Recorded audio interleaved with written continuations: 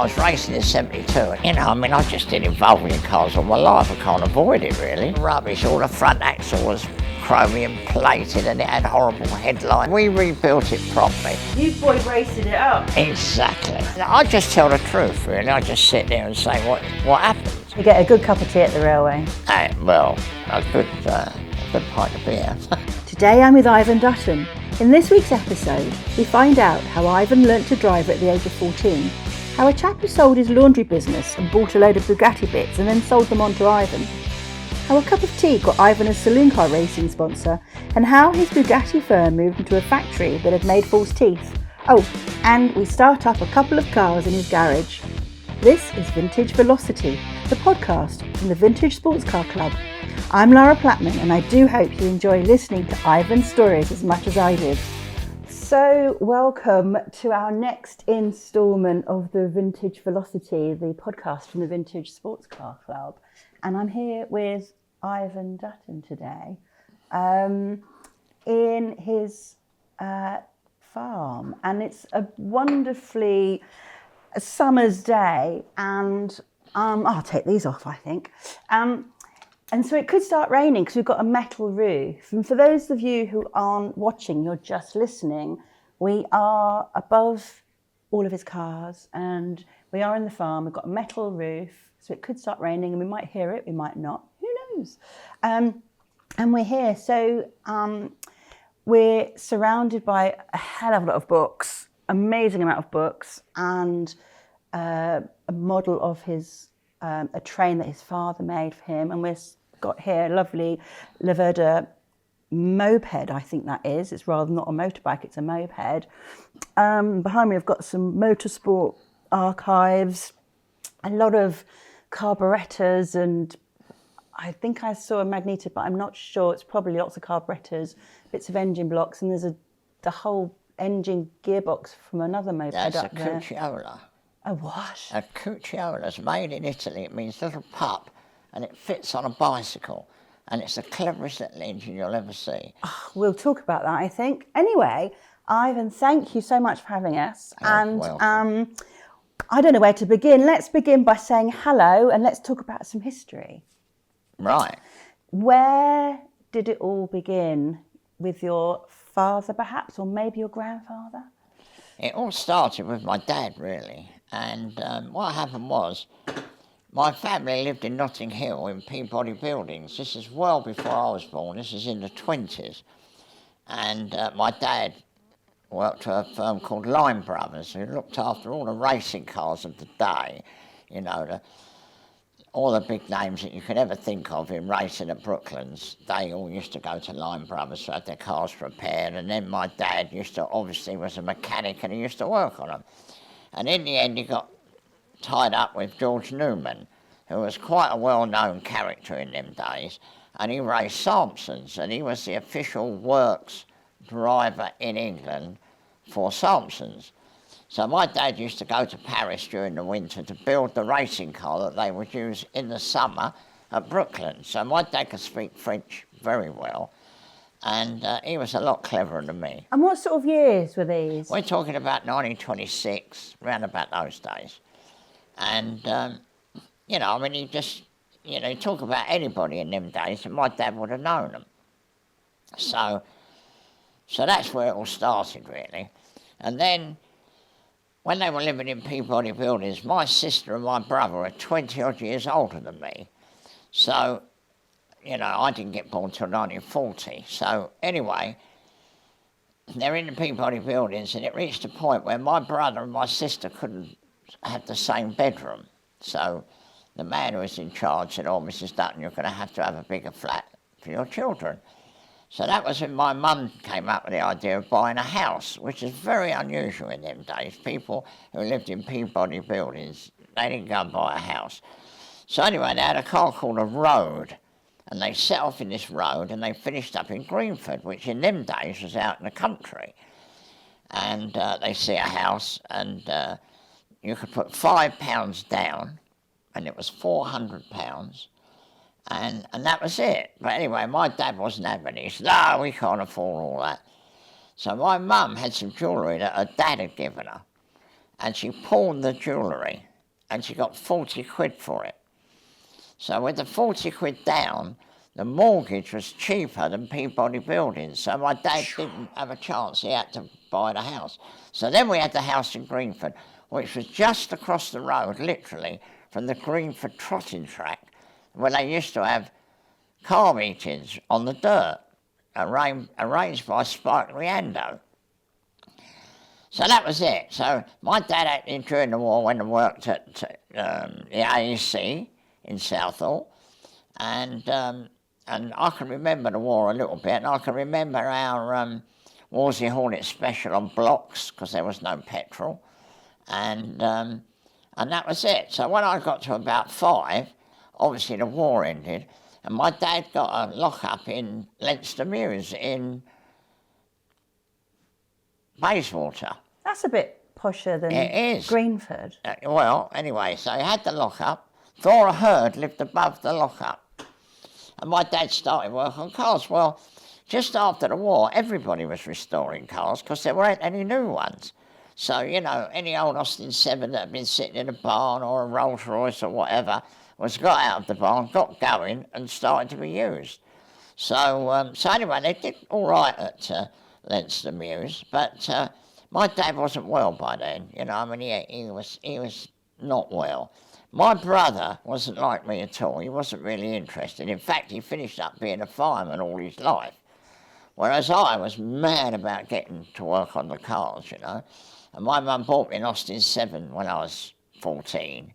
14? Yeah, and I used to drive it up and down the garden in long drive. That's probably my next question then, because my next question, we have to go back to the one before though, but the next question was, what was your first car, which has to be the Austin 7. 7, yeah. But going back to the question I was thinking about before, was your dad had some involvement with the Vintage Sports Car Club? Oh, yes. Well, after the war, no, before the war, another person he worked for was a bloke called Ken Burness, who had a 500 Mercedes thing, you know, one of them supercharged that were worth millions now. He had one of those, and my dad cut the chassis, and I can remember we had this piece of channel in the shed years ago. It was sort of like that, and about that long, and they cut this out of the chassis and shortened it down so they could do hill climbs. And obviously they used to go to the Phoenix. So my dad was around when they set up the Vintage Sports Car Club in 1936 or whatever it was. And my dad always said, oh, I was a founder member. So he obviously joined in them days. And when I joined the club, Tim Carson wrote me a lovely letter saying, oh, I remember your father, blah, blah, blah, when I joined, whenever it was, years ago. So, yeah, so we, you know, listen, we've been at it for years and years and years, and I've sort of carried on doing what my dad did, really. And so your first car was the Austin 7. Yeah. When you were 14. So Yeah. did you just learn on the streets, or did you learn on that trotting track? No, I learned in the back garden to drive it, but it was only a chassis. So I used to sit on it with a box and drive it up and down the garden. In fact, years ago, somebody said, do you heel and toe when you're driving? And I thought, well, I've always heeled and toed because Austin 7 haven't got any brakes, so you had to do it, you know. And then I built a special. I had an Austin 7 special, and I did a hill climb at Harleyford. I think that was at the 750 Motor Club, because I was a member of the 750 Club. And we used to go to the Abbey Hotel once a month. And where was that? On the Great West Road, just down from Gypsy Corner. Yeah. And the Brillo factory was next door, so I can always remember smelling the smell of Brillo pads. And I was there from, well, I would have only been 14 or 15, so I can remember Colin Chapman coming there and giving a talk. I can remember Arthur Mallock arriving in the first U2. Tell me about that, because I don't know about that. Well, in the car park at the Abbey Hotel, there would be specials. Everybody was building specials. And a lot of clever people were building specials. And I remember Arthur Mallock arriving in this Austin 7-inch chassis, very, very low, with a Ford engine. And he was saying, oh, we really worked hard to get here. So they were obviously determined to get to the Abbey Hotel as a goal. And I remember looking at that. And the first time I ever saw a 35 was at the Abbey Hotel. And my dad obviously had worked on them. And we had quite a lot of bits kicking around for Bugattis. And I remember my dad said, have a look underneath. And because I looked underneath, and the Type 35's got an under tray all the way down. And I was very impressed by that. So I've cut over you, I'm really sorry, but how did he have all the 35s kicking around? Well, because he'd worked on them. You know, during the war, or after the war, Warren Street was flying, and my dad obviously wasn't far from Warren Street. And he used to work for the dealers because they would buy a Type 35 and it'd need the tyres taken off. Well, they had all them little bolts around the wheel and they always seized. So you needed a toolmaker to do that, really, because you couldn't just undo them. You know, you had to drill them out and tap them and, well, you know, it was a right drama. So my dad worked on lots of Type 35s just after the war. In fact, we actually had a Type 35 delivered to us. In our street, there was a man who was a greengrocer, and just after the war, he managed to buy a tipper lorry, and he was very proud of this tipper lorry. Anyway, this chap my dad worked for, and I can't think of his name, but it'll come to me, he's very well known. His family had a laundry, and they sold the laundry, and he spent the money, basically. And anyway, he was mad about Type 35s and that, and he managed to buy one in bits, which was very useful because you couldn't get the nuts and bolts for them. It was worth buying a car that was rough just to get the nuts and bolts because they're completely different to any other car. And I don't remember, but my brother remembers going and picking it up with his tipper lorry and arrived at the house and he just tipped the lorry out and all the stuff just went on the floor. So that was a load of bits to keep the cars going. I mean, my brother reckons he can remember our drive at Greenford. That was the other thing. When they bought a house at Greenford, for another £1 a foot or something, you could have a bit wider entrance. So our house in the street was the only one with a drive, which meant we could build a garage. But my brother reckons he could remember the drive being full of Bugattis just after the war, working on them for people in Warren Street, you know. That's such a sort of juxtaposition. The laundry man sold his laundry and he bought a Bugatti in bits. It's a crazy... He bought lots of Bugattis. But that's crazy. He used to have a regular advert in Motorsport saying, you know, this is my latest Bugatti, it's not for sale, but I thought you might be interested. It's terrible, I can't remember his name, but it might come to me. He was a well-known man in the day. And then, of course, they all used to go down the pub, and Warren Street was like buzzing in them days because you couldn't buy cars. The people we were involved in Leinster Mews, there was one firm there that used to buy and sell cars, and they used to have every local paper from all over the country delivered to them. So there'd be a pile of local papers like that. And what happened was, if you managed to buy a new car, you had to keep it for 2 years. Why was that? Covenant. All right. To stop people buying them and selling them. So they buy them and keep them for 2 years and then sell them for twice what they paid for them. And I can remember going with my dad to somewhere like Norfolk and places like that where some old vicar had gone and bought a brand new Morris Minor, not even driven it hardly, kept it in the garage, and then after the war he'd advertised it in the local paper. These people had seen it, and me and my dad occasionally used to go off and pick them up. So we'd go off in the train with an absolute bag of old-fashioned fivers, which were monster big notes, you know. They were sort of like that, and, you know, if you had 200 or 300 quid, it was quite a package. And we'd go and see some old vicar, and we'd give him the money, and we'd drive back in the Morris Minor, and it would go straight up to Warren Street and get sold in the trade for considerably more than what he'd paid for it. And petrol coupons, I can remember them. I can remember running out of petrol once. We had a Morris Cowley or something, and we'd run out of petrol, and a man pulled up and he said, look, mate, so I've got a gallon of petrol you could have, but he said, you know, it's the coupons. And my dad gave him 2 gallon tickets for the 1 gallon. And when my dad said to him, how much do I owe you for the petrol? He said, oh, don't worry about that, mate. He said, I'm pleased to have the other coupon, like, you know. So he could keep his car going. Yeah, because they were desperate. It was a different time, really. We're going to take a break here and then have a cup of tea, and then we'll get back to you and I'll carry on talking about more about restoring cars. Thank you. Hello again, Ivan. So, What I want to know is, when did you start restoring cars? When did your father retire, or when did you start restoring cars?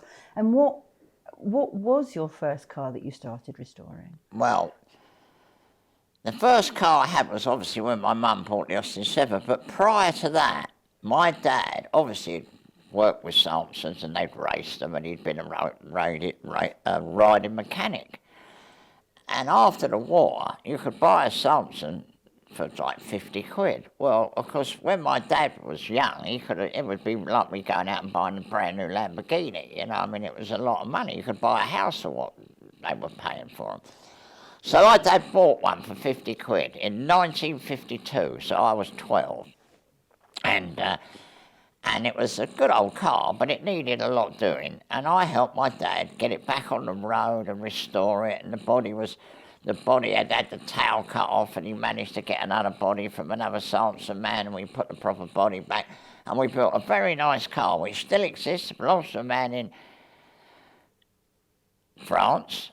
And recently I sent him some photographs of us with the family, but I also still had the original receipt for £52.10. So I actually sent it to him because I thought it'd be better to be with the car than put it in a drawer with me. So I worked on that with my dad. And then obviously I had the Austin 7, so I worked on that. And when I was 17, I got the Austin 7 on the road, and I used to go to Wales in it. But when I was 17, it was during the Suez crisis. Right. And you could drive a car without having to have a proper person with you who could drive. So I just jumped in the car immediately. I never had a lesson. I never had a single lesson.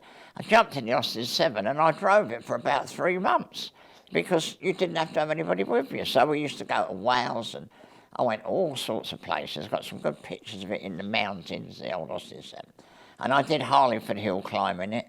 And you know, I mean, I just been involved in cars all my life. I can't avoid it, really.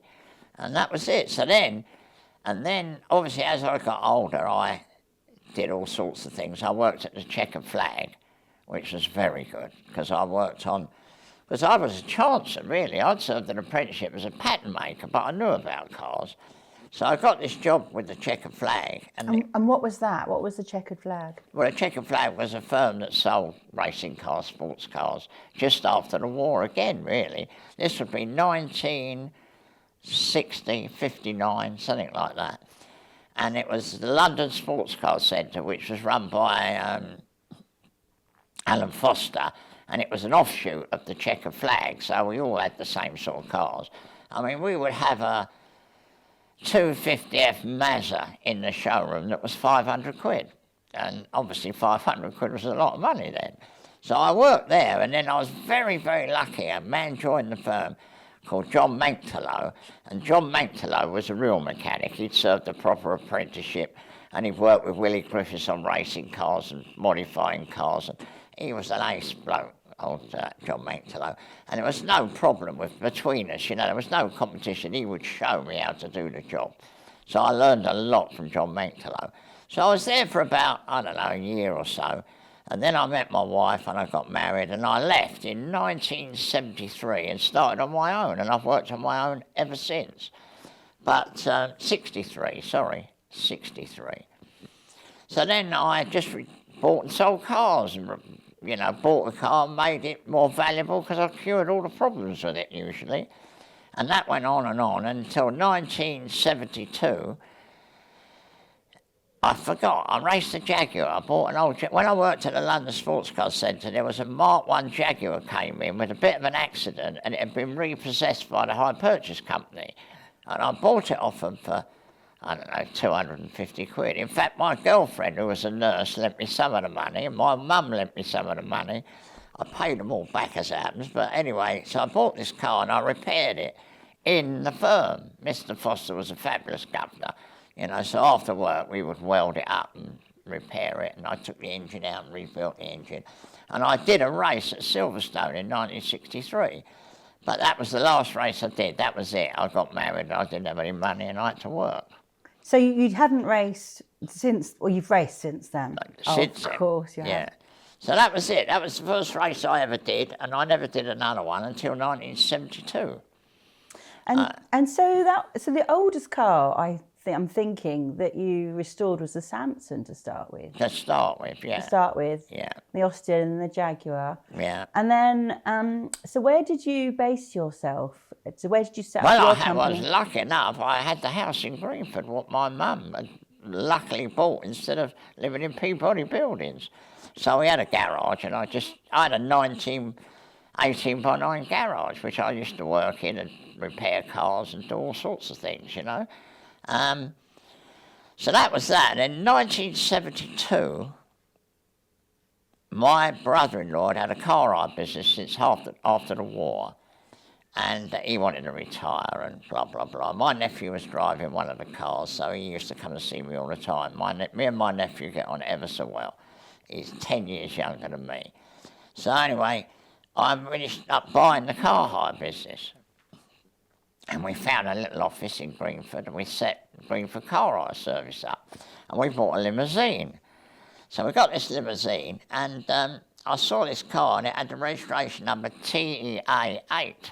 So I bought it and swapped the number on. So our limousine had T8 on it, and we had a contract with Lyons Groceries to run.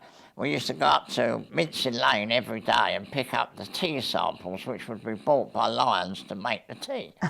So we had quite a good association with them. Anyway, my nephew is driving the manager of Lyons Quick Brew Tea, and he was responsible for launching Quick Brew Tea. So he employed Roy Hudd to do the adverts and blah, blah, blah. Anyway, my nephew's driving him up to London. And because he knew that I bought the car hire business, he also knew we had a limousine and I'd bought a number. So my nephew had obviously told him about this. So he says, "How's your uncle, John?" So he said, "Oh, he's really doing well, Mr. Kearsey. He's bought a Mini Cooper S and he's racing a Mini Cooper S," this was something that happened.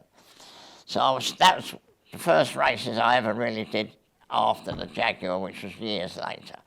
So I'm in the Mini Cooper S and I'm not doing any good, but it was the year of production saloon car racing just started. So everybody was doing it. You know, there was the Works Chryslers with Bernard Unett, there was the Vauxhalls with Jerry Marshall, there was the BMW. Everybody was at it because the production took off. So what year was this? This was 1972. 72. So anyway, they get back to Lyons. Took him up to London, and he said, "I'd like to meet your uncle, John." It's because, you know, there could be something in this for Quick Brew Tea.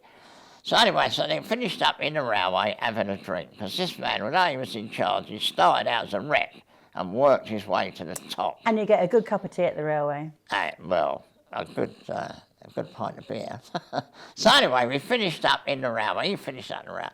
My nephew goes out to the toilet, gets on the phone and says to me, "Get down the railway, I think I found your sponsor." So I walk in the railway and Mr. Kearsey goes, my nephew says, "Oh, it's my Uncle Ivan." So obviously I meet Mr. Kearsey. And that was it. You got a sponsor for racing? Brand new car, trailer, had a Humber Super Snipe out of the pool of Lyons that one of the directors had finished with. I bought it from them. So I had a brand new trailer from Don Parker. So how long did you go racing? So what was the car that you raced on? Ford Escort. I'd raced the Mini, and obviously racing the Mini, I could see what a winner was, and that's something that I would have been able to cope with and do. So I bought. It was quite a funny story, really, because we set off to.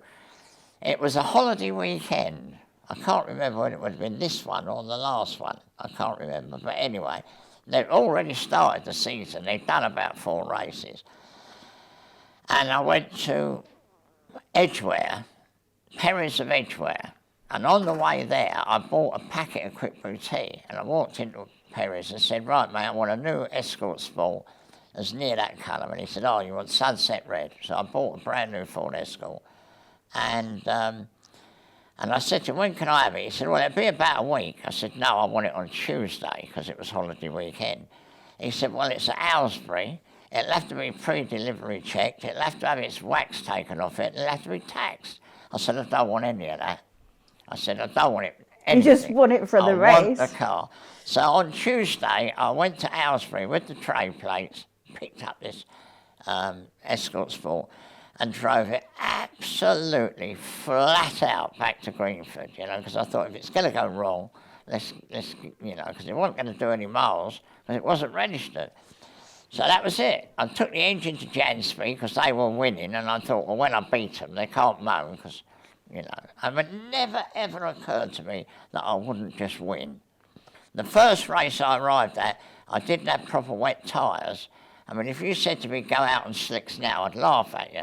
But I went out in the pouring rain on slicks. I come second and set the fastest lap.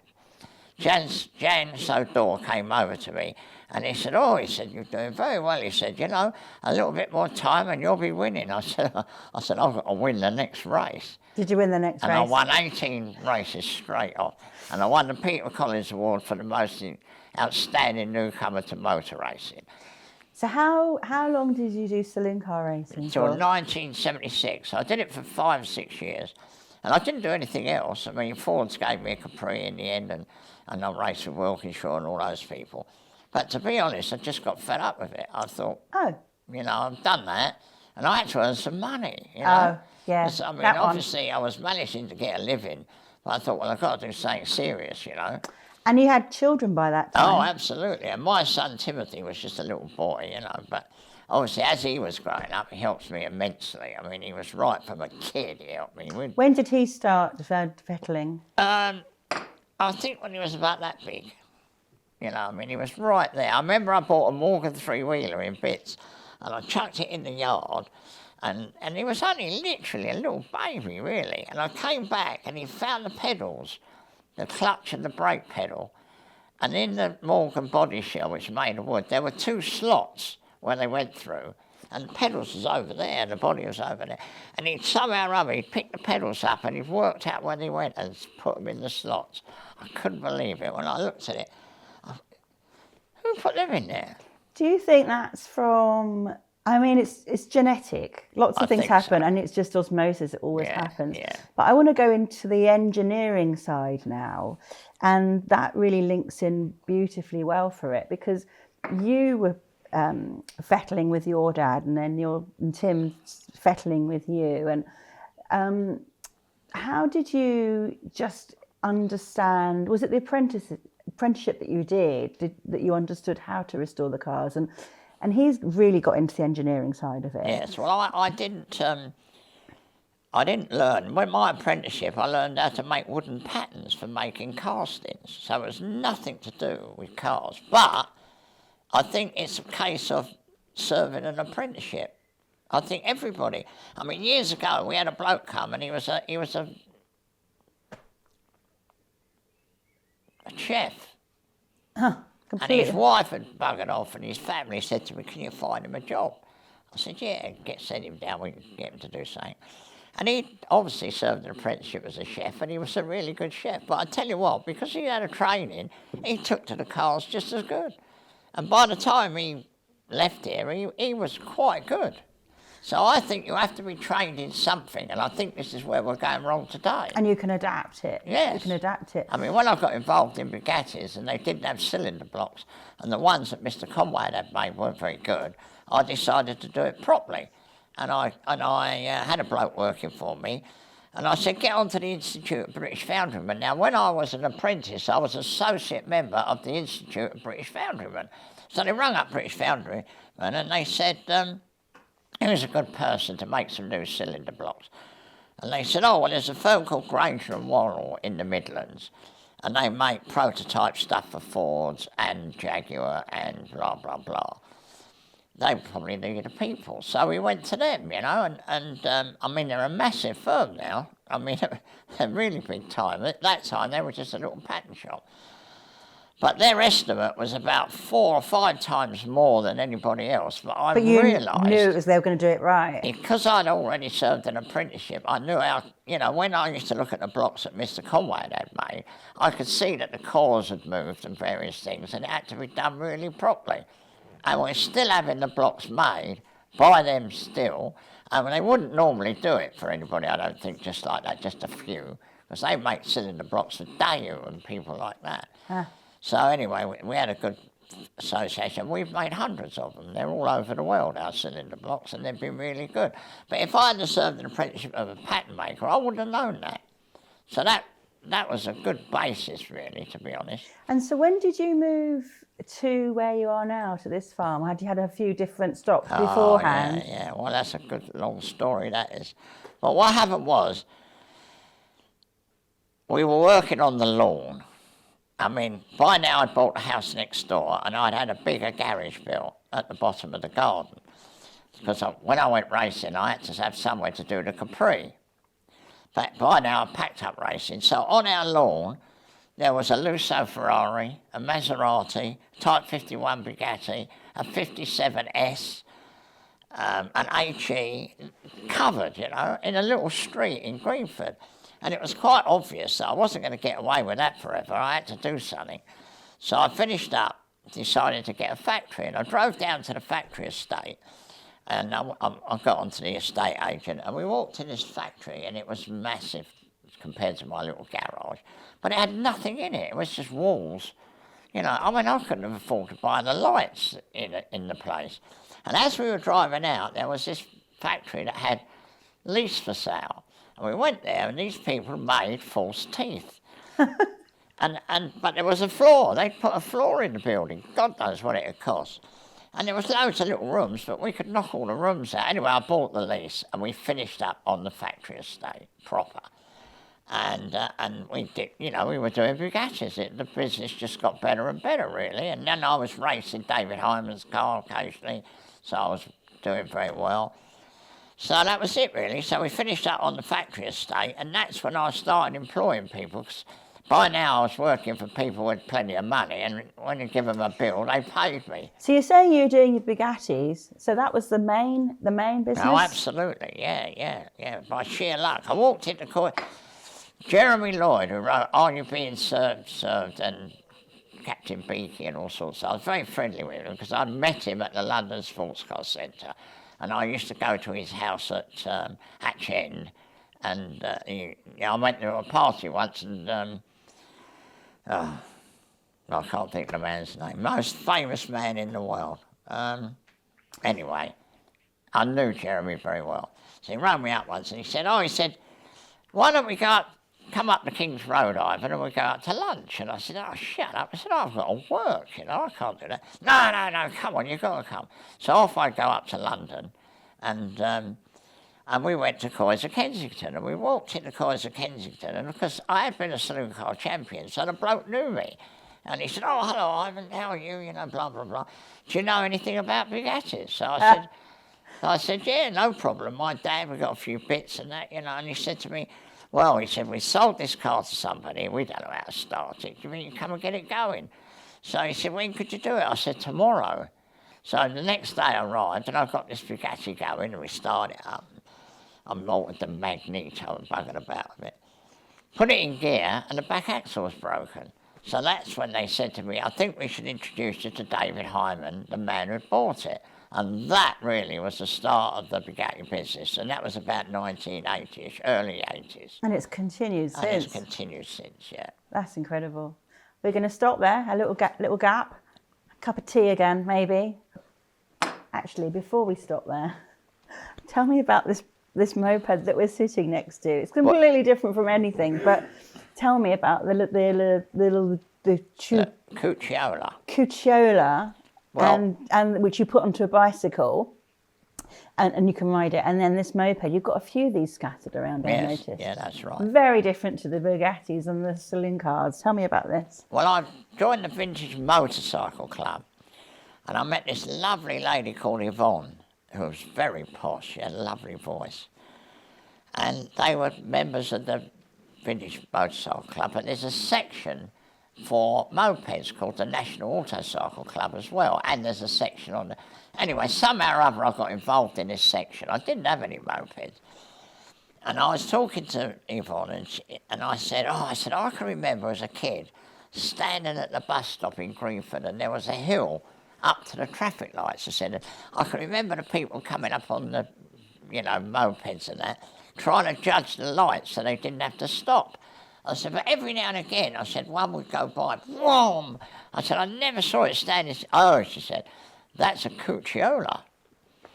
Which is what is up there. I don't know if anyone can see it on the cameras, but for those people who are not watching, oh, Ivan's gone to get it, which is absolutely This brilliant. is a masterpiece of engineering, this is. I absolutely adore this. This is So anyway, brilliant. Yvonne said to me, oh, that's a cucciola. So I said, well, that's the one I want. She said, I've got a friend in Wales who's got one for sale. Very well-known lady. They wrote books called The Stink Wheel Saga. She's a very, very well-known woman. Anyway, she had one for sale and I went and bought it. And that was the start of me getting involved in mopeds. Every year, the National Autocycle Club come here and have a camping weekend. So in the summer, they'll all be here for the weekend. I am coming. When is it? I'm coming, whenever it is. It's on the calendar. Mary will tell us. I haven't got a moped, but I got a little Kickstarter, Oh, so yeah. I'll do it. I'll come in. It's really good. You know, they stay in their campers and they're 10th and the 11th of August. Oh, just after the Vintage Sports Car Club Possibly. Short course. Oh, I'm so coming to this. This is really good. Anyway, I sold a Bugatti to somebody in Holland. Yeah. And he said, oh, I've got some old mopeds. And we went to the shed and he got this, which was all rough. I mean, me and John have rebuilt this. But being a Laverda and having disc brakes, I thought, what a rare thing. I didn't know anything about it at the time. But anyhow, I bought it and... Does it actually stop though? Well, not very well. Yeah. Because they're mechanical. I mean, I think disc brakes rely on hydraulics more than anything. You can't actually get the pressure.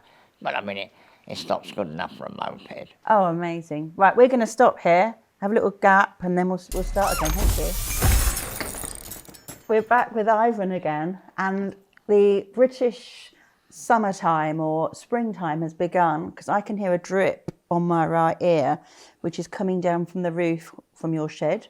So those of you that can't see, there are 3 drips I can see coming in front of me, beside me and in front of me, and there's one behind my right ear.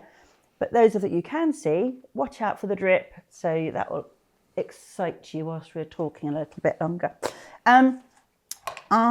What I want to talk about now is the future generation. You were so keen about saying how the apprenticeship really sorted you out and how you once you've trained, you can then adapt and train for something else. What are you doing at the moment to educate the new generation, and who have you got working with you? Do you have an apprenticeship scheme, and who do you have working with you, and how do you get your engineering passion out there? Well, we've got a great problem now. We've got health and safety. Oh my goodness. And health and safety is so much. You can't actually have a kid working with you because you've got to look after him so much.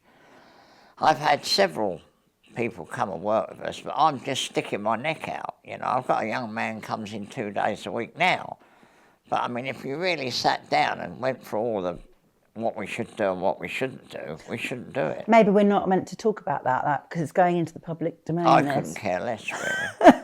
But anyway, so that is a big problem. But my son has got loads of young kids. He's always having somebody young. In fact, one of our people was at Oxford University.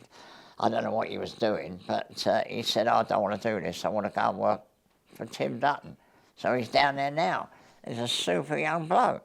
And that engineering down there is I was just gobsmacked with what exciting. It was like a playground for me. Yes, absolutely. With all the magnetos being refurbished and made and tested and all the blocks being made and all. And then actually I was looking at all the spanners and they're metric. I forgot and didn't realise, and just blew my brain that Bugattis are French and therefore it's metric and not AF or PSF. Absolutely, and on a Bugatti all the threads are different. Yeah. So you need special taps and dies.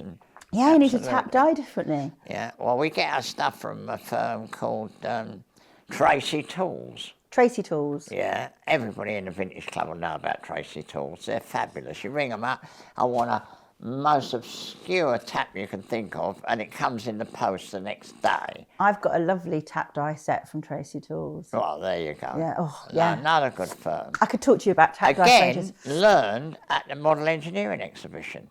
Every year I used to go to Ali Pali to the model engineering exhibition, and you'd meet people like Tracy Tools and people like that, which is very useful. But it's very, very difficult for me because I'm retired, and you know, if you're going to take a kid on, you usually have to sign something. Well, I don't know what I'm going to be doing next week, you know. I mean, I can't set somebody on and say, oh yeah, well, I'll keep you for a year or a month or whatever. I mean, I might decide to go to France and be there for a little while or whatever. I haven't done it lately, but it does happen. So how do you it's do very that? difficult. You've got a YouTube channel. What are you doing with Well, that? a YouTube channel started in a very similar way. My nephew had a friend. I sent my nephew to public school, so he's not like us. He's got a proper accent and he sounds like a proper person, you know. And he had a mate, and I said, "What's up then?" He said, "Well, he ain't doing anything. He's not very happy." He said, "You know." I said, "What can he do?" He said, "Well, he can't do anything." He said, "But he's very good with computers." So that is how shed racing started, basically. And he came and worked here, and he set it up, really, because he was a clever young bloke. But again, it wasn't a permanent job. And his family was saying, oh, you know, how long are you going to, and blah, blah, blah. And in the end, he went and got a job doing something completely different. But it set it going. And now we've had Tanya do it, who was a refugee from Ukraine. And I just tell the truth, really. I just sit there and say what happens. And the thing is, there are a lot of young people in the Vintage Sports Car Club, you know. When you go trialling, you don't see them so much racing because they can't afford to do it. But trialling, they're all there. I mean, I'm an old boy at trialling. You see all the youngsters bouncing in the back. They're marvellous. They're absolutely terrific. It is a fabulous thing to do. But the only thing was when you get old, it's in the winter and it's blooming cold. And you can't really bounce around a And lot. I can't. Well, my lovely young woman who comes with me, Susie, she can bounce beautifully. But I'm bloody freezing, you know. And she's always saying, "Are you warm enough? Are you warm enough?" I've even got a coat with electric batteries in it that you switch on, and these things keep you warm. It's quite good, but it don't help your nose, you know. And it's blooming cold, I tell you. And that is why I'm struggling a bit with that. But I love doing it. So you've got your shed racing, and that's where you explain as much as you can about what is happening with the car and what you need to change and what needs fixing and where the cars come from. And Yeah. and I was thinking, you were talking about the Bugatti Trust and how I saw recently that you. Well, actually, I saw you at the weekend at the Bugatti hill climb for the Historique, and you were saying about how the trust is really good. Certainly And is. you hadn't been in there for such a long time. No, I haven't been there for years and So years. have you got any plans of doing something Well, with we're them? going to do something with Angela, who runs it. And I met the crew, you know, there's a few people there. They're all so enthusiastic and really good people. And they got some marvellous stuff there. I couldn't believe the stuff they got. You know, you go to the Sloop Museum and you walk round and there's lines of Bugattis and they all look fed up. I reckon all the Bugattis look fed up. I'll never forget, I went there years ago at a Bugatti meeting and I was in my own Bugatti. And I walked up and I reckon my Bugatti had a smile on its face because ones in the slumps, they all look really fed up to be sitting there, you know, in the dust, jacked up. Oh, rubbish, you know. And it's dead. It's a dead place. There's too much of it. Whereas the Trust is not very big by comparison. And it's just everywhere you look, there's an interesting picture or there's a something that's Bugatti made and because other than you can't even see it, upstairs there's drawings, hundreds and hundreds of drawings that Mr. Conway got copied from the factory. And it's a good job he did, because when Artioli bought the name Bugatti, the drawings all went with it. And I don't know where they are now, but you certainly couldn't access them. Whereas if you rung up the trust and said, I need a drawing of a giggle pin, they'd have one, you know? Their archive is incredible. And currently at the moment, I mean, we're in early spring, and this podcast will probably come out in August. But at the moment, so you might get a chance to see it, or you have to go and find it around Europe. But they've got the 1927 Leon winning Bugatti there, the 35. Yes, from the National Motor Museum. From the National Motor Museum. So that's where you'll probably have to go and have a look at it at Bewley. But it's incredible. And they got the film of it as well. And I just found that so incredible, watching that race and the car sitting there. Well, the thing is, of course, is Angela has been involved in it all her life, because her dad, Uwe Hooker, had all the Bugattis. I mean, he really was a mover. And they had loads and loads of bits and pieces which finished up in cars, and he had cars. And he was a really good bloke, but unfortunately he's dead now. But I got to know him quite well, actually, and obviously Angela in the background. She was just seeing all this all her life. I mean, Uwe Hooker's library in his house was fantastic, and he used to lend me photographs. I've got loads of pictures that have never been seen. Is that for you to help to restore the cars? Well, it is, yeah. A good story. Chris Drake, well-known car dealer, bought a Bugatti in America. Looked a load of rubbish. All the front axle was chromium plated, and it had horrible headlights and everything. And he said, I bought this car, Ivan. He said, if it turns out to be no good, I've done my money. He said, but I'll send it to you. We got the car, and it was fabulous. It had all matching numbers. It was one of the best 35s I've ever seen that had been just done badly in America, what they did. Anyway, we're looking at the car, and on a Type 35, the steering column comes through, or the steering joint comes through the bottom of the bonnet. Right. And normally they've got a very nice round bit, half round bit where the thing comes through. This particular car had a jagged old hole, you know. It was like as if somebody did it with a chopper. So I said to Chris, we'll tidy that up, you know. Quite happy about that. Anyway, I'm looking through the photographs again, because, you know, we've got quite a lot of stuff ourselves, and Tim's got a load of stuff. And I was looking at this picture with Louis Chiron standing next to the car, and where the steering joint came through the bonnet was a jagged, horrible old hole. It was correct. Exactly correct. I mean, Blimey. If we'd have put that right, you'd have been wrong. It would have ruined the car in a way. Anyway, it was a fabulous car. It had lovely numbers on everything. And anyway, we rebuilt it properly. We stripped all the chrome off and blah, blah, blah, and made it into a lovely car. And, you know, that's typical of being obsessed. I mean, I was obsessed. I mean, you know, I've got stuff everywhere. There are so many books, Collecting. So many archives, and so many VSCC meets, and so many Speed World.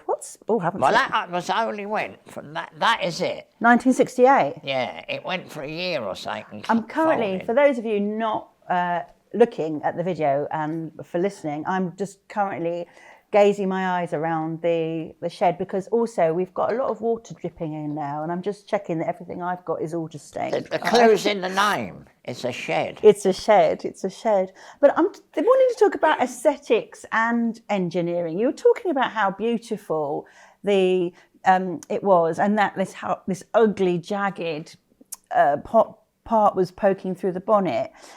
But do the aesthetics matter to you as much as the engineering? Yeah, absolutely. I mean, I drive around in a Ford van. That's my car. How old? What year? When? I think it's 2004 or something. Oh, a modern one. I gave £800 for it. But everything works beautifully. It's got a turbocharger. It goes too fast. The gear lever works good, the handbrake works good, the doors shut good, the windscreen wiper works beautifully. Now, if that was the most beautiful thing in the world, I wouldn't be interested in it unless it did the job. It's got to do the job. Purity in film. A Type 35 made in 1927 is absolutely fabulous. It's got fabulous brakes, it's got a fabulous gearbox, it's got a fabulous engine, and you put it on methanol and it's just ridiculous. It goes like a Porsche. So, in my opinion, regardless of what it looks like, it's got to work. you know, and every now and again you get in a car, you know, and it works, and I think, well, this is a really good thing. I mean, I had an old Humber Super Snipe for years because it did the job. It towed my racing car. It was automatic, had a lovely bench seat where my girlfriend could go asleep on the way home. And things like what that. year was the car, and what year were you driving it? Were they the same year, correlating years when it was made to when you were driving it? No, it was an old car because, I mean, I was racing in 72 and it would have been a 67 car. But it was lovely. It really was a good old car. So, you know, no, they've got to work. They've got to work. But they've also got to look beautiful. Well, that is where Bugatti stands out. Right. That is the difference between a Bugatti. You look at that front axle and you think, well, you know, that just looks good. But when you slam the brakes on 130 miles an hour, which is what a 35B does quite easily. It works. I mean, I've been timed, I've got an official thing somewhere at Cologne, I've got timed at 136 miles an hour over a kilometre. And Vintage Sports Car can give you a proper thing. And you know, it's just beautiful. All the brakes are compensated properly. But the problem with them is that they are racing cars. And if they are, every racing car needs to be looked after. You know, I mean, you see racing cars now, they've got 20 mechanics around them. Well, it was the same in 1927. They might not have had 20 mechanics and they didn't have a computer, but they still understood about making it sure it was lubricated properly, checking whether it was straight, checking whether it had any clearance or what have you. And if you get on a 35 and it's got perfect kingpins, the axle's not bent, the springs are right, and the shock absorbers are right, it just is a fabulous car, you know. I mean, you turn the steering wheel, they're just marvellous. The gear lever, from first to second, it's faster than you can move your hand. You like that, as quick as you can move your hand. Don't have to do anything clever, just move the lever. So, going from the Bugattis and the future generation, the VSCC have got a lot of youngsters driving now. You said they were doing a lot more trialling, but some have inherited their cars, some of them are doing hill climbs, and they also have a race that was sponsored, so they're allowing a lot more youngsters to race. So do you have any visits here? I know you have the moped visit here, and Tim's got some apprentices. We do you have visits here? Yeah, we do regularly. But the main thing, I'll tell you, one of the problems is that a lot of the people that race the cars have been given them by their dad. Well, I mean, if you can have the car given to your dad by your dad, it's super, but you don't get many people talk like what I do. Because, you know, people who come from an ordinary background, they didn't have a 3-litre Bentley or a Type 35 or a what have you. And also a mechanic would be looking after the car maybe rather than their dad or their aunt or something. Yeah. So they haven't got that, that sort of Austin authority. 7s are the biggest thing. I mean, the trials are mostly Austin 7s, and you meet some really young, you know, I talk to everybody, and you meet some really good young people. There's a young bloke there with his girlfriend or his wife, and he built this Austin 7 because they're not that expensive. And that is the secret. I think to a certain extent, probably what we should do, and I don't know how you do it, but there's millions of old boys with bundles of Austin 7 stuff. My Tim's got bundles of Austin 7 stuff. We should put that in a great big shed, and anybody who wants to build an Austin 7 special, we should sell them the bits cheap to get them started. Start it. Because, you know, we ain't going to have 35 bits, and we ain't going to have Bentley bits, and we ain't going to have Delage bits, and we ain't going to have all them Hispano Squeezers. So Austin 7's the only chance, and that was what happened after the war. The 750 Club got that cheap formula together, and you had blokes who worked at the RAE, and there were some very educated people who turned out to build Formula 1 cars and what have you. There's a letter on the wall there somewhere. In 1972, Adrian Reynard wrote to me and said, Mr. Dutton, you're doing ever so well in your Ford Escort, and I'm trying to make a name for myself in Formula Ford, and I wonder if there's any advice you could give me. Adrian bleeding Reynard, he went on to build Indianapolis cars, you know, and the letter's over there somewhere, I can't remember, but, you know, I thought that was really good. So there is a chance, But I think if we can help them, we've got to help them, you know. Let's start a movement. Let's get all the cars together and get people When over. I do shed racing, I've got a file out and I'm filing the cam shop. You know, you don't have to have all new bits, but, you know, the difference is if you send your Type 35 to somebody to have it done, you can't put the original old bit back because it's going to break. I mean, I used to work for the Germans and something would break and I'd say, oh, it's original. And they say, well, why didn't you replace it, you know? So I think shed racing is about, you don't have to have a load of money, you don't have to have a posh voice, you don't have to have gone to university, you can still do it. I held the record at Prescott for 12 or 13 years in a borrowed Type 35 and a borrowed 51. I broke my own record. So it can be done. All you've got to do is get in there somehow. Get in there somewhere and have a little garage to fettle away. Exactly. I think we're going to stop here. I can feel bits of spit and spat all over my fingers. Ivan, thank you so much. I think we haven't covered everything, but we've covered enough. And for those of you who want to find out more about what Ivan gets up to, you can look at his Shed Racing channel. But also come and see him at the Prescott and any VSCC events that happen, because I think you and Tim and all the Bugatti boys and girls will be there all the time. I love seeing that lineup of all the Bugattis. It's beautiful. But thank you so much. I think what we need to do now is have a little meander around the shed and see what cars you've got. So yeah, thank you so much. And dodge the rain. And dodge the rain, yeah, because upstairs it rains and downstairs it's a bit drier. Thank you.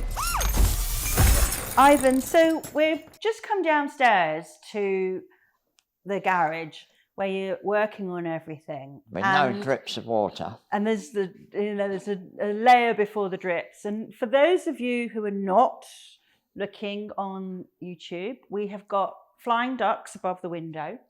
We have got a beautiful array of tools lined up along the workbenches, really tidy workbenches. Obviously, nothing's been done in here for days because it's so tidy. We've got cars behind me, cars in front of me. We've got a car ready to be put together again. And then in front of me, we have this beautiful Ferrari.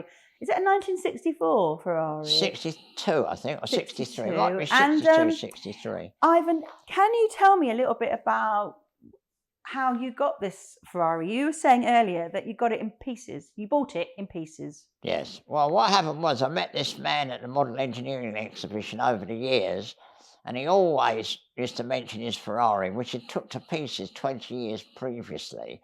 And I said, you're never going to finish it. You know, why don't you sell it to me? And he said, oh, I don't really want to sell it. Well, anyway, in the end, he said, well, I've talked to the wife and I've talked to the boys, and we talked about nothing else, but we decided we'd like to sell the car to you. And it just so happened I had some money for once in my life, and I bought it off him. But it was all in pieces, but this lovely paintwork had been done 20 years ago. So that was all looking good. But I had to put the engine back. I took the engine to bits and put some new pistons in it.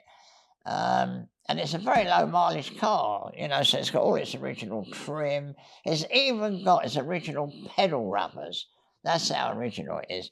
But anyway, so I put it all back together again, and that is it. And that is how I met Susie, because I went on this rally where she'd organised a load of these cars to be together, and she managed to get more than anybody else has ever managed. I think it was, I don't know, 15 or what odd. And that's when I met her, and I must say I've seen her virtually every day since. Lovely. So, and we've had a lot of fun together. Oh, amazing. So what is the model of this car? This is a 250 GTE, and it was the first ever production Ferrari. What happened was he'd made lots of road cars, but they'd only made one or two of them. And Farina, to make 900 cars was very difficult. In fact, I think old Enzo had a big problem talking him into it, apparently, because, you know, he didn't mind making one or two, you know, with tiddly-poo bodies on. But to make 900 all the same, more or less, right-hand drive, 50 right-hand drive, and the rest of them were left-hand drive, was quite a big step for Ferrari. And they reckon he did it to pay for the racing. Yeah. Oh, amazing. Let's keep moving on. We could be here all day, but we're not going to be. So let's keep moving on. I'm going to walk backwards now. Come follow me, Ivan. And we have got I'm pulling along a plug socket as well as I'm walking, which is so technical. We've got a Bugatti here. What type is this and the year, and what have you done to it? And tell us a little bit more about it for those who cannot see on the screen as we're talking. Well, this is a Type 44. It's an 8-cylinder, 3-litre touring car. A beast. So it hasn't got roller bearing crank, it's got a proper crank, you know, with plain bearings. It was the first ever Type 44 to come to this country. It was on the stand at the motor show in 1927 when it was bought by some lord or whatever, and he had a saloon car body put on it in 1927, and they drove it, obviously. And then the saloon car body eventually wore out, and the last owner had this body put on it. But it's still got its original wings, headlamps. In fact, when you see the front of the car, you see the pictures in 1927, it looked like that. Still got its original number. But anyway, Susie bought it at auction, and obviously I've been telling you before, I've been quite friendly with Susie, and we've been sort of going various things, and she's got Ferraris, and I've got a Ferrari, so, you know, we've got a lot in common. Anyway, she bought it, and it had water in the oil, and we fixed the water in the oil, and the first trip ever we did in it was to Prescott last weekend.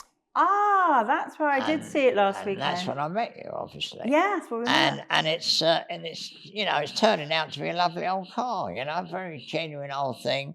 All the numbers match and Nice. all that nonsense that don't worry me, to be honest. But it is important to some people, and this is the car that does it. Oh, how gorgeous! And it goes like a bird. So we're talking about.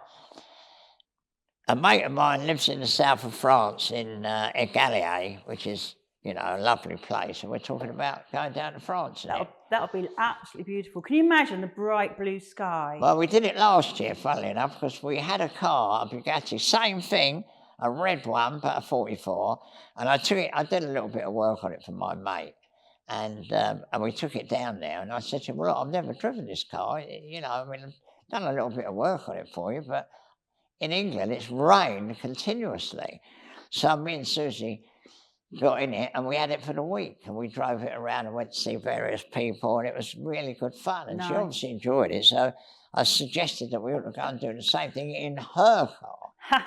Well, I met your son at the Monaco Historic Grand Prix. Yeah. And he'd driven down with Duncan Pittaway. Yeah. In their 2 Bugattis, and they brought another one for a donor. Yeah. So they got down there, qualified and raced, and then drove back. Yeah, that was it. Yeah. And that's where I met Tim down in Monaco with Duncan. And Duncan. Yeah. Yeah. Well, I mean, Duncan's car is incredible. I can't believe how it goes. But when he first got it, I said to him, you mustn't do what a lot of people do. You've got to work on it yourself. You've got to know the car. And he came here and he worked on it, and I told him what axle ratio he should put in it and everything. And in fact, the colour of it is exactly the same colour as my Type 35 that I used to have. So yeah. Is that the pale blue? Well, no, it's a very dark blue, actually. Oh. But, you know, anyway, his car's that colour. Oh, nice. And of course, he didn't over-restore it. Typical Duncan, it looks fabulous, you know. Oh, it's gorgeous. Gorgeous. Right, let's keep moving on. Behind me, there's 2 little minis. Are these the minis that you raced? No, I've never raced these. No, the Mini I raced in 1972 was a Mini Cooper S, which I couldn't afford to buy now. They're so expensive, Mini Cooper S's. But this is a 59 Mini made up the road, Morris Mini. And it's a very original car. And this number plate saved it, because the man who owned it was called Phil Osborne. He put that number, he bought the car, put that number on his Mercedes, and pushed this into a lock-up garage in the pub, because he owned a pub. So the number plate, for those that aren't watching, says PO at the end. So yeah, he saved it. So anyway, that saved it. And then when it came up for sale, I said to him, I'll buy it off you, but I want a number. So he took it back off his Mercedes and put it back on the car. And that is the original plate. In fact, he never even took the plate off it. He just pushed it in the garage and obviously put the number on his, and that nobody ever saw it again until I bought it. But it's all original. It's got all its original panels. Is it working happily? Yeah, it goes like a bird. That will start immediately. We could back out and go. That is looking so good. I mean, it's red, so all red cars have a tendency to sort of fade a bit. And then this one, but it's looking absolutely gorgeous. This is an Austin 7, which obviously was made in Longbridge. And I called it a Mini. Yes, it is a Mini. And that is a 59 Mini, so that's one of the first, like this is one of the first, except that one was made in Longbridge and this one was made up the road. Yeah. And that one looks lovely. It's all yeah, been well, restored. we've done a bit of work on that because that did need a bit of work, whereas this one, if you worked on it, you'd spoil it. It's ruin it, yeah. Oh, but it's absolutely beautiful, that shiny, shiny Austin 7.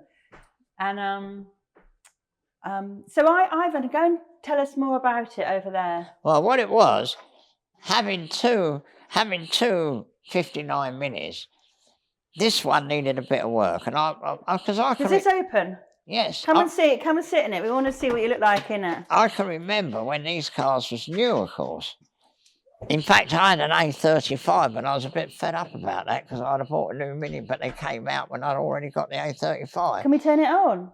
Yeah, oh yeah, it starts straight away.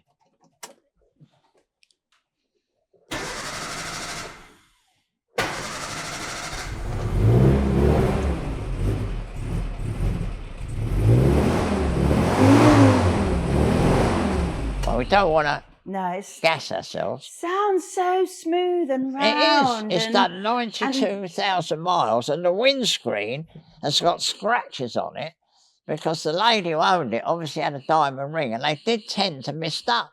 So she's gone like that with her diamond ring, and you can see where the scratches are on there.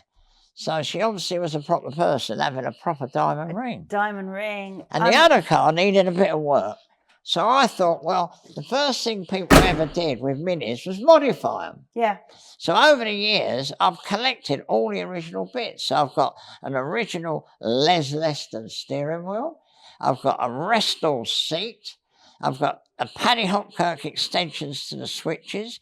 It's got Speedwell wheels. It's got Alexander twin carburetor manifold. You've boy raced it up. Exactly. Exactly. And it's got exhaust coming out of the middle, which is the first thing everybody did on a Mini. Did they? Yeah, that was a common thing. So everything on there, I remember. Love it. I really, really love it. And talking about boy racer and supering it up, I think we're going to stop there because we could carry on forever and ever. Oh, yeah. I think we'll just go back to our memories and we'll finish. People say to me, why don't you write a book? It'd be like War and Peace, I think. Well, I think you've got enough content to write a book. What about this old girl then? Oh, well. The original is had seat covers on it from new. That is not the original seats, they're underneath. Look at this, look. When I bought it, I hadn't realised this. Oh, everything is stuck on top of it. Yeah. Look. So, and then, Ivan's and then off. you think, well, the driver's seat's going to be no good because that's why people put seat covers on. But it's had it on from new. I took a picture of the driver's seat. You won't believe this. That is the driver's seat. Oh, wow. Original. Isn't that amazing? It hardly looks like it's been sat in. No. It's done a low mileage, but I tell you what, this is the most reliable car we've got. That's a good size engine, isn't it? 2.2 litres. It doesn't leak at all. Look, you look under there, look. It's absolutely... Like a normal thing. It is really, really good. And you won't believe this. Now, the Mini took 2 hits, didn't it? It went, but it took 2 hits. So I'm going to leave it here and let Ivan carry on talking about his cars.